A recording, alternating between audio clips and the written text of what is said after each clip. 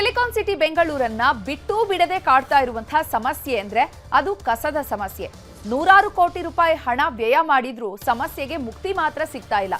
ಹೀಗಾಗಿ ನಗರವನ್ನ ಕಸ ಮುಕ್ತಗೊಳಿಸಲು ರಾಜ್ಯ ಲೋಕಾಯುಕ್ತವೇ ಎಂಟ್ರಿ ಕೊಟ್ಟಿದೆ. ಜೊತೆಗೆ ಖಾಕಿಯು ಅಖಾಡಕ್ಕಿಳಿಯಲಿದೆ. ಕಸದ ಮೇಲೆ ಏನಿದು ಲೋಕಾಸ್ತ್ರ ಅನ್ನುವಂತ ಬಗ್ಗೆ ಕಂಪ್ಲೀಟ್ ಗ್ರೌಂಡ್ ರಿಪೋರ್ಟ್ ಇಲ್ಲಿದೆ ನೋಡಿ.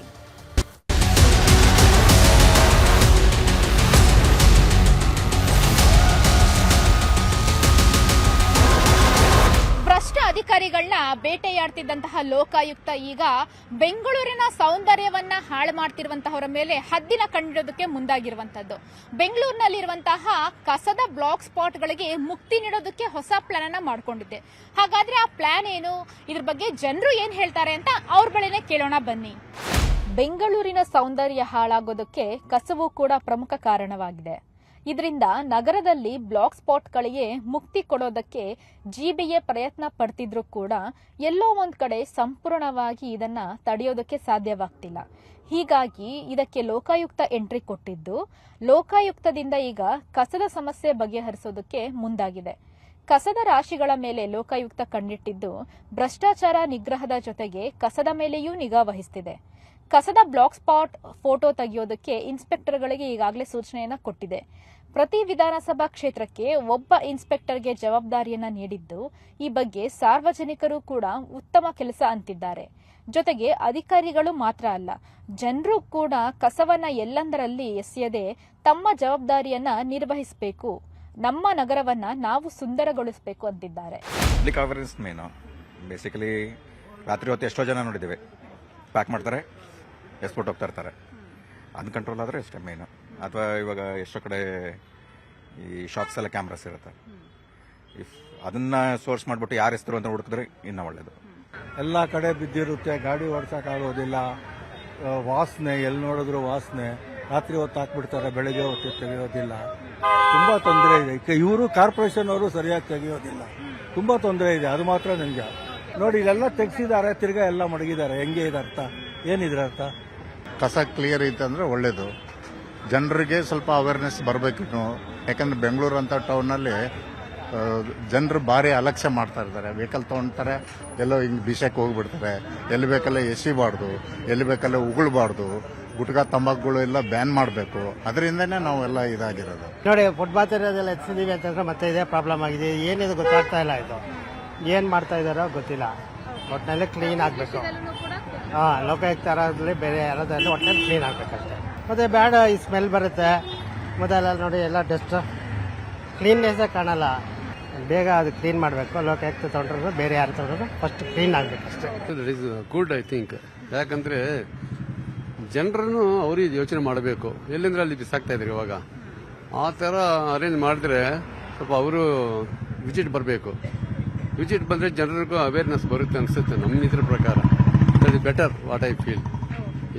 ಸರಿಯಾಗಿ ಮೇಂಟೈನ್ ಮಾಡಿಕೊಂಡು ಅದು ಸರಿಯಾಗಿ ಟೈಮಿಗೆ ಹಾಕೋದಾಗಲಿ ಅಥವಾ ಎಲ್ಲೆಲ್ಲಿ ಬಿಸಾಕೋದಾಗಲಿ. ಆಮೇಲೆ ಹೋಟ್ಲುಗಳು ರೋಡ್ ಸೈಡ್ ಹೋಟ್ಲುಗಳಿಂದ ಅದರಿಂದನೂ ಆಗ್ತದೆ. ಆಮೇಲೆ ಈ ಪಾನು ಗುಟ್ಕಾಗಳಿದೆಯಲ್ಲ, ಈ ಥರದ್ದೆಲ್ಲ ಬ್ಯಾನ್ ಮಾಡ್ತೀವಿ. ಅದು ಬ್ಯಾನ್ ಮಾಡಿದ್ರೆ ಒಳ್ಳೇದು ನನ್ನ ಪ್ರಕಾರ. ಯಾಕಂದರೆ ಆರೋಗ್ಯ ದೃಷ್ಟಿಯಿಂದನೂ ಒಳ್ಳೇದು, ಕಸ ಕಡ್ಡಿಗಳಿಂದನೂ ಅನುಕೂಲ ಆಗ್ತದೆ. ಜೊತೆಗೆ ಈ ಕೊಳ್ತೋಗಿರೋ ಪದಾರ್ಥಗಳಿಂದ ಈಗ ಸಿಕ್ಕಾಪಟ್ಟೆ ಜ್ವರಗಳು, ಶೀತ, ಕೆಮ್ಮು ಎಲ್ಲ ಆಗ್ತಾ ಇದೆ. ವೈರಲ್ಗಳು ಜಾಸ್ತಿನೇ ಆಗ್ತದೆ. ಈಗ ಪ್ರಕೃತಿಗೆ ತೊಂದರೆಗಳಾದ್ರಿಂದ ಮಾಡಿದ್ರೆ ಒಳ್ಳೇದು ಅನ್ಸುತ್ತೆ. ಇನ್ನು ಲೋಕಾಯುಕ್ತ ಅಧಿಕಾರಿಗಳ ಜೊತೆಗೆ ಸಂಚಾರಿ ಪೊಲೀಸರು ಕೂಡ ಸಾಥನ್ನ ಕೊಡ್ತಿದ್ದಾರೆ. ಬೆಂಗಳೂರಿನಲ್ಲಿರುವಂತಹ ಬ್ಲಾಕ್ ಸ್ಪಾಟ್ಗಳನ್ನ ಗುರುತು ಹಚ್ಚುವಲ್ಲಿ, ಎಲ್ಲೆಲ್ಲಿ ಬ್ಲಾಕ್ ಸ್ಪಾಟ್ಗಳು ಇದಾವೆ ಅನ್ನುವಂಥದ್ದನ್ನ ಕೂಡ ಮಾನಿಟರಿಂಗ್ ಮಾಡೋದಕ್ಕೆ ಮುಂದಾಗಿದ್ದು, ಈ ಎರಡೂ ಇಲಾಖೆಗಳ ಜಂಟಿ ಕಾರ್ಯಾಚರಣೆ ಹೇಗಿರುತ್ತೆ ಅನ್ನೋದ್ರ ಬಗ್ಗೆ ನಮ್ಮ ಕರೆಸ್ಪಾಂಡೆಂಟ್ ಮಂಜುನಾಥ್ ಆರ್ಯ ಅವರು ಇನ್ನು ಹೆಚ್ಚಿನ ಮಾಹಿತಿಯನ್ನ ಕೊಡ್ತಾರೆ. ಬನ್ನಿ ನೋಡೋಣ. ಸಚಿವ ಕೃಷ್ಣ ಬೈರೇಗೌಡ ಬೆಂಗಳೂರು ನಗರಾಭಿವೃದ್ಧಿ ಸಚಿವರಾದಂತಹ ಬಳಿಕ ಬೆಂಗಳೂರು ಪೊಲೀಸರಿಗೆ ಒಂದು ಹೊಸ ರೀತಿಯಂತ ಟಾಸ್ಕ್ ಅನ್ನು ಕೊಟ್ಟಿದ್ದಾರೆ. ಹೇಗಿದ್ರೂ ಕೂಡ ಅಷ್ಟೇ ಪೊಲೀಸರು ಬೀಟನ್ನು ಮಾಡ್ತಿರ್ತಾರೆ, ಏರಿಯಾನ ಸುತ್ತಾ ಇರ್ತಾರೆ. ಈ ಸಂದರ್ಭದಲ್ಲಿ ಯಾವುದೇ ಕಸದ ರಾಶಿ ಇರುವಂತಹ ಬ್ಲಾಕ್ ಸ್ಪಾಟ್ ಕಾಣಿಸ್ತು ಅಂತಂದರೆ ಇಮಿಡಿಯೇಟ್ ಆಗಿ ನಮ್ಗೆ ಅದನ್ನು ಟ್ಯಾಗ್ ಮಾಡಿ ಅದನ್ನೊಂದು ಫೋಟೋನ ತೆಗಿರಿ, ನಮಗೆ ಲೊಕೇಶನ್ ಸಮೇತವಾಗಿ ಕಳಿಸಿ ಅನ್ನುವಂಥ ಒಂದು ಸೂಚನೆಯನ್ನು ಕೊಟ್ಟಿದ್ದಾರೆ.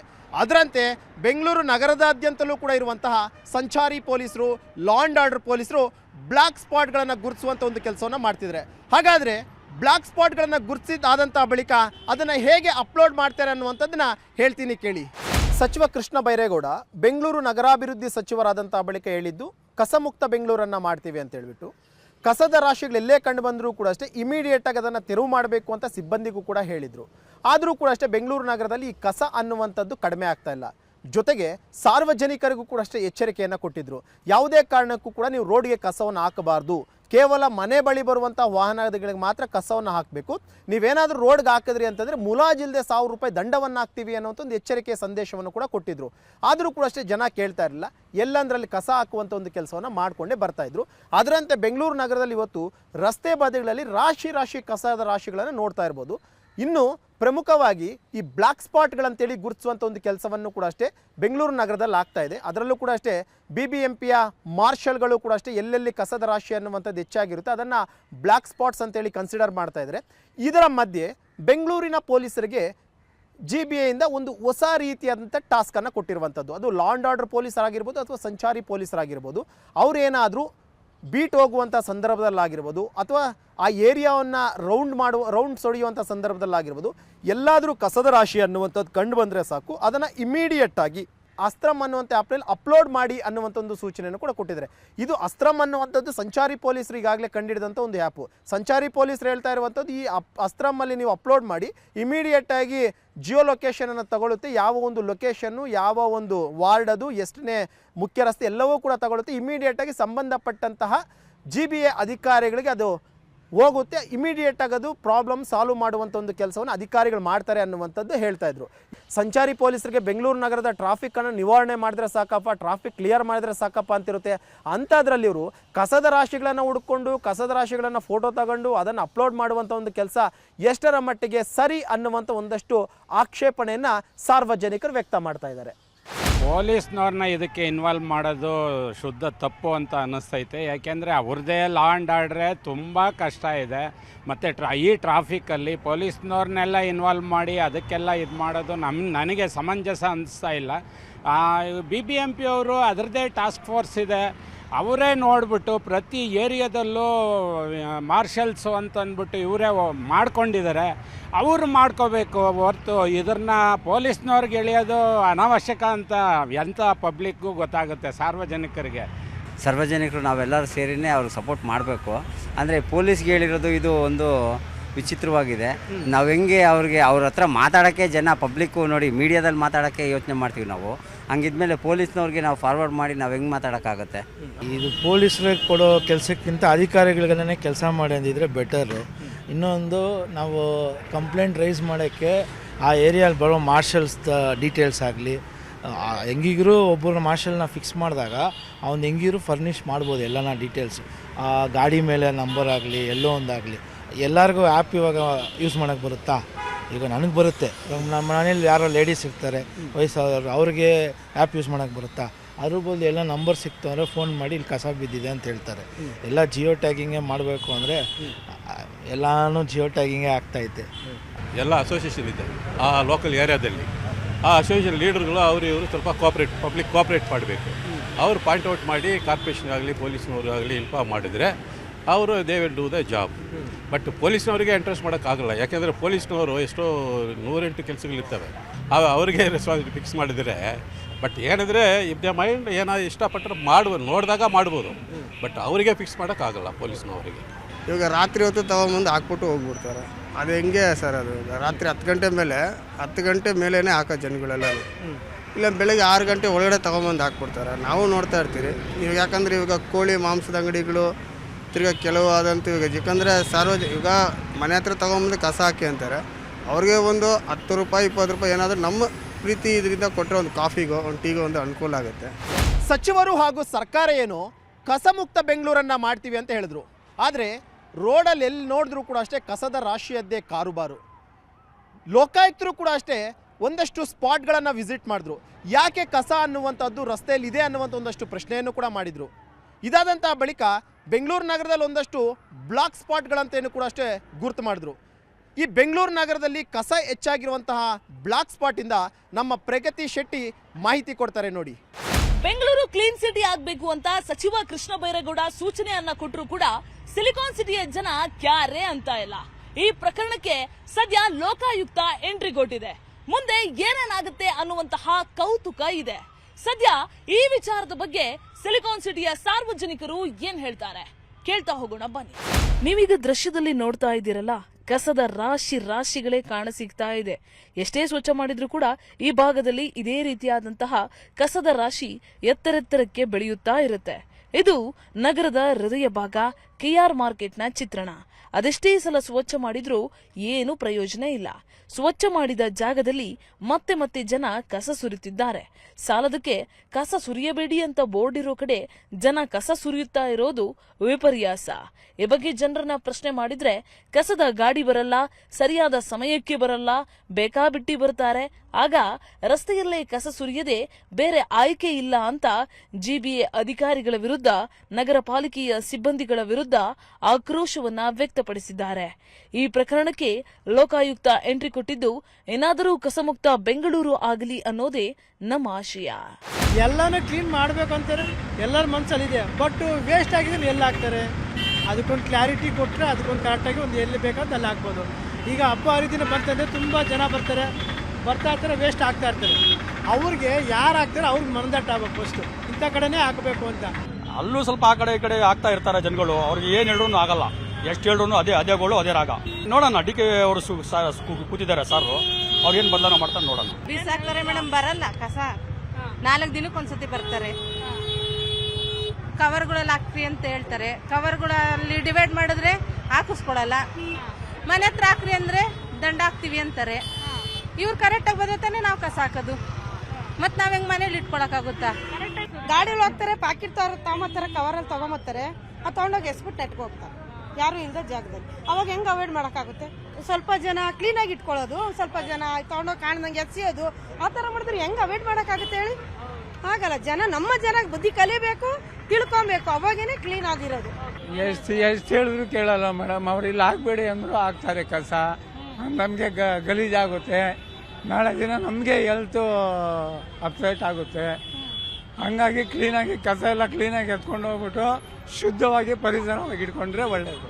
ನ್ಯೂಸ್ 8ಇಂದ ಇದು ಭಾಳ ಎಚ್ಚರಿಕೆಯಿಂದ ಇದು ಮಾಡಬೇಕು. ಕಸ ವಿಲೆ ಮಾಡೋದು ತುಂಬ ಮುಖ್ಯವಾಗಿರುತ್ತೆ. ಜನಗಳಿಗೆ ಆದಷ್ಟು ಹೆಚ್ಚಿಗೆ ತಿಳುವಳಿಕೆ ಹೇಳಿ ಕಸ ಇಲ್ಲಿ ಹಾಕ್ಬೇಡಿ ಅಂತ ಹೇಳ್ಬೇಕು ಅಂತ ಬೇಕು ಅಂತ ನಾನು ಹೇಳ್ತೀನಿ. ಲೋಕಾಯುಕ್ತದಲ್ಲಿ ಕೆಲಸ ಮಾಡ್ತಾ ಇದ್ದಾರಲ್ಲ ಅಂಥವರು ಇನ್ನೂ ಸ್ವಲ್ಪ ಪವರ್ಫುಲ್ ಆಗಿ ಸರ್ಕಾರಕ್ಕೆ ಒಂದು ಹೇಳಿಕೆ ಕೊಟ್ಟು ಕಾರ್ಪೊರೇಷನ್ನು BBMP ಎಲೆಕ್ಷನ್ ನಡೆಸಿ ಅದನ್ನು ಏನಾದರೂ ಒಂದು ರೀತಿಯಲ್ಲಿ ಒಂಥರ ಜನರಲ್ಲಿ ಇದು ಹುಟ್ಟಿಸ್ಬೇಕು, ಇಂಟ್ರೆಸ್ಟ್ ಹುಟ್ಟಿಸ್ಬೇಕು. ನಮ್ಮ ಸಿಟಿ ಕ್ಲೀನ್ ಆಗಿರಬೇಕು, ನಮ್ಮ ಜನರು, ನಮ್ಮ ಸಿಟಿ, ನಮ್ಮ ಜಾಗ ಅಂತ ಭಾವನೆ ಹುಟ್ಟಿಸ್ಬೇಕು ಮನಸ್ಸಲ್ಲಿ. ಲೋಕಾಯುಕ್ತ ನ್ಯಾಯಮೂರ್ತಿಗಳಿಂದ ಜಿಬಿಎ ಅಧಿಕಾರಿಗಳಿಗೆ ಟಾಸ್ಕ್ ಕೊಡಲಾಗಿದೆ. ಈ ಕಸದ ವಿಚಾರದಲ್ಲಿ ಅಧಿಕಾರಿಗಳು ಏನ್ ಮಾಡ್ತಾ ಇದ್ದಾರೆ, ಈ ಸಮಸ್ಯೆಗೆ ಪರಿಹಾರವನ್ನ ಹುಡುಕಿಕೊಳ್ಳುವಂತಹ ಪ್ರಯತ್ನ ಮಾಡ್ತಾ ಇದ್ದಾರಾ? ಇದ್ರ ಬಗ್ಗೆ ಶರ್ನಹಪ್ಪಿ ಹೇಳ್ತಾ ಹೋಗ್ತಾರೆ, ಕೇಳಿ. Silicon city, garden city, pensioner paradise ಅಂತ ಹೆಸರು ಹೊತ್ತಿರುವಂತಹ ಬೆಂಗಳೂರು ಗಾರ್ಬೇಜ್ ಸಿಟಿ ಅಂತಾನೂ ಕೂಡ ಕುಖ್ಯಾತಿಗೆ ಒಳಗಾಗಿದೆ. ಈ ಕಳಂಕದಿಂದ ಹೊರತರಲು ಖುದ್ದು ಲೋಕಾಯುಕ್ತ ನ್ಯಾಯಮೂರ್ತಿಗಳೇ ಜಿಬಿಎ ಅಧಿಕಾರಿಗಳಿಗೆ ಟಾಸ್ಕ್ ನೀಡಿದ್ದಾರೆ. ಪ್ರತಿ ತಿಂಗಳು ರಿವ್ಯೂ ಕೂಡ ಮಾಡ್ತೇವೆ ಅಂತ ಹೇಳಿ ಸೂಚನೆ ಕೂಡ ಕೊಟ್ಟಿದ್ದಾರೆ. ಈ ಕುರಿತಾದಂತ ರಿಪೋರ್ಟ್ ಎಲ್ಲಿದೆ? ಬೆಂಗಳೂರು ನಗರ ಕಸ ವಿಲೇವಾರಿ ವ್ಯವಸ್ಥೆ ಸಮರ್ಪಕವಾಗಿ ನಡೀತಿಲ್ಲ ಎಂಬ ಹಿನ್ನೆಲೆಯಲ್ಲಿ ಕರ್ನಾಟಕ ಲೋಕಾಯುಕ್ತರು ಜಿಬಿಎ ಅಧಿಕಾರಿಗಳ ಕಾರ್ಯವೈಖರಿಯನ್ನೇ ಪ್ರಶ್ನಿಸಿದ್ದಾರೆ. ವಿಶೇಷವಾಗಿ ಕಸ ತೆರವು ಗುತ್ತಿಗೆದಾರರು ಹಲವು ಪ್ರದೇಶಗಳಲ್ಲಿ ಪರಿಣಾಮಕಾರಿಯಾಗಿ ಕೆಲಸ ಮಾಡ್ತಿಲ್ಲ ಅನ್ನೋದು ಲೋಕಾಯುಕ್ತರ ಗಮನಕ್ಕೂ ಕೂಡ ಬಂದಿದೆ. ಲೋಕಾಯುಕ್ತರು ಗಮನಿಸಿದ ಪ್ರಮುಖ ಅಂಶಗಳು ಯಾವುವು ಅಂತ ನೋಡೋದಾದ್ರೆ, ಬೆಂಗಳೂರು ಕಸ ವಿಲೇವಾರಿ ವ್ಯವಸ್ಥೆ ಖಾಸಗಿ ಗುತ್ತಿಗೆದಾರರ ಮೇಲೆ ಹೆಚ್ಚಿನ ಪ್ರಮಾಣದಲ್ಲಿ ಅವಲಂಬಿತ ಆಗಿದೆ. ಕಸ ಸಂಗ್ರಹಣೆಗೆ ಗುತ್ತಿಗೆ ಪಡೆದಿರುವವರು ಪ್ರತಿನಿತ್ಯ ಅಗತ್ಯ ಪ್ರಮಾಣದ ಆಟೋ ರಿಕ್ಷಾಗಳನ್ನು ಕರ್ತವ್ಯಕ್ಕೆ ನಿಯೋಜಿಸುತ್ತಿಲ್ಲ ಅನ್ನೋದು ಕೂಡ ಪ್ರಮುಖವಾದಂಥ ಆರೋಪ ಇದೆ. ಇದು ಅವರ ಗಮನಕ್ಕೂ ಕೂಡ ಬಂದಿದೆ. 200ರಿಂದ 300 ಆಟೋಗಳು ಪ್ರತಿನಿತ್ಯ ಕರ್ತವ್ಯಕ್ಕೆ ಲಭ್ಯ ಆಗುತ್ತಿಲ್ಲ ಎಂಬ ಅಂಶವನ್ನು ಕೂಡ ಲೋಕಾಯುಕ್ತರು ಉಲ್ಲೇಖಿಸಿದ್ದಾರೆ. ಇದರಿಂದ ಮನೆ ಮನೆಗೆ ಕಸ ಸಂಗ್ರಹಣೆ ಮತ್ತು ನಗರದಲ್ಲಿ ಕಸ ವಿಲೇವಾರಿ ವ್ಯವಸ್ಥೆ ಮೇಲೆ ಪರಿಣಾಮ ಬೀರ್ತಾ ಇದೆ. ಇಡೀ ಬಡಾವಣೆಗೆ 2 ಗಾಡಿ ಅಂದರೆ ಅವನು ಯಾರು ಕಸ ಹಾಕೋತಾನೆ, ಯಾರು ಕಸ ಬಿಡ್ತಾನೆ, ಅದೇನು ಮಾಡ್ತಾನೆ, ತುಂಬ ತುಂಬಿದಾಗ ಅದೇನು ಮಾಡ್ತಾವೆ, ರೌಟು ಕುದುಕಲು ಹಳ್ಳ ಇದಾಯಿತು ಅಂದರೆ ದಬ್ಕೊಂಡು ರೋಡಲ್ಲೇ ಬೀಳ್ತದೆ. ಅದು ಏನಂದರೆ ಸಾರ್ವಜನಿಕರು ಮನೆಯವ್ರು ತಂದು ಹಾಕವ್ರೆ ಅನ್ನೋ ಭಾವನೆ ಬರ್ತದೆ. ಗಾಡಿಗಳಿಲ್ಲ ಸರ್, ಇರೋದು ಒಂದು ವಾರಕ್ಕೆ 16 ಗಾಡಿ ಲೆಕ್ಕ. ಬರೋದೇ 2 ಗಾಡಿ. ಜನಗಳು ಅರ್ಥ ಮಾಡ್ಕೋಬೇಕು. ಇದನ್ನ ಏನು ಮಾಡ್ತಾರೆ ಅಂದರೆ ಅವರು ಕಸ ಹಾಕೋದೇ ಎಲ್ಲ ಒಂದು ಕಡೆ ಇರುತ್ತೆ ಅವ್ರ ಮನೆದು. ಅವ್ರ ಮನೆ ಹತ್ರ ಆಟೋ ಬಂದಾಗ ಅವ್ರು ಹಾಕಲ್ಲ. ಅವರು ಈ ಕಸ ಗುಡಿಸೋರು ದುಡ್ಡು ಕೇಳ್ತಾರೆ ಅವ್ರನ್ನ. ಕಸ ಹಾಕೋರು ಆಟೋ ಮನೆ ಮುಂದೆ ಕಸ ಗುಡಿಸೋರು ಅದನ್ನು ಹಾಕೊಳ್ಳಲ್ಲ. ಅವರು ದುಡ್ಡು ಕೇಳ್ತಾರೆ. ಅವರು ದುಡ್ಡು ಕೊಡಬೇಕಾಗುತ್ತಲ್ಲ ಅವ್ರಿಗೆ ಅಂದ್ಬಿಟ್ಟು ಏನು ಮಾಡ್ತಾರೆ, ತೊಗೊಂಡೋಗ್ಬಿಟ್ಟು ಎಲ್ಲ ಒಂದು ಕಡೆ ಗಾಡೀಲಿ ಹೋಗ್ಬಿಟ್ಟು ಎಸ್ಬಿಟ್ಟು ಹೋಗ್ಬಿಡ್ತಾರೆ. 2 ವ್ಯಾನ್ ಕೊಟ್ಬಿಟ್ಟು ಇಲ್ಲ 3-4 ಕಡೆ ಏರಿಯಾ ಹೊಡಿ ಹೇಳ್ತಾರೆ. ವೆಹಿಕಲ್ ಜಾಸ್ತಿ ಮಾಡಬೇಕು, ಒಂದು ಟೈಮ್ ಬರಬೇಕು. ಟೈಮ್ ಬಂದರೆ ಎಲ್ಲ ಹಾಕ್ತಾರೆ. ಅವ್ರಿಗೆ ಟೈಮ್ ಇಲ್ಲ. ಒಂದು ಟೈಮ್ ಈಗ ನೋಡಿ, ನಾನು 70 ವರ್ಷ, ನನಗೆ ನಾನು ಕೆಲ್ಸಕ್ಕೆ ಹೋಗ್ಬೇಕು. ಅವರು 8:30 ಒಳಗಡೆ ಬಂದರೆ ಹಾಕ್ಬೋದು. 9-10 ಗಂಟೆಗೆ ಬಂದರೆ ಇಲ್ಲ ಹಾಕ್ತೀರಾ? ಬೇರೆ ಏನೋ ಟೈಮಿಂಗ್ ಬರಲ್ಲ, ತಗೊಂಡೋಗಿ ಮೂಲೆಗೆ ಹಾಕ್ತಾರೆ ಕಸ.